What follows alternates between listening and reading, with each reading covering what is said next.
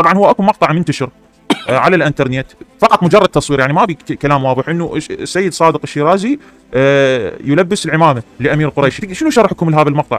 شرحنا لهذا المقطع هو الوثيقه اللي نشرناها انه زور ادعى ان الشيخ حامد النواب مزكيه وصار تزويره، هم كانوا يتساهلون. هذا هو يعني هو نفسه هو لما سئل ان شلون عمماك قال زكاني الشيخ النواب. بالوثيقه نفسه هو يقول الشيخ النواب زكاني. الوثيقه اذا تطلعها موجود، تحب تطلعها الناس تشوف؟ طلعتها نعم شافوها الاخوه. خلي الناس تشوف. اكو الوثيقه اكو صورتين، صوره هذا يدعي ان النواب مزكيه ولذلك عمم الشيرازي. الصوره يعني الثانيه النواب ينفى هاي التزكيه. فاذا ظهر للناس ان القضيه قضيه تزوير وكذب واختلاق. فالفيديو اللي تشوفونه السيد المرجع بريء منه مزور فيديو، انما القضيه فيها تزوير. صار ضحك على المساكين القائمين بشؤون السيد المرجع وكانوا يستاهلون بهاي القضيه. تزوير وصلت. القضيه اخواني ليست قضيه فيديو وضع عمامه.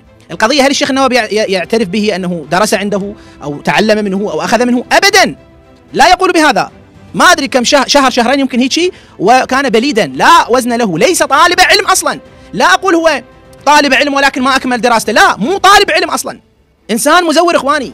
هذا قضيه وما فيها. فنريد من هذه اللحظه ان يسمى المزور مزور العمائم، لانه ظهر لكم انه مزور، خلص لقبه مزور العمامه.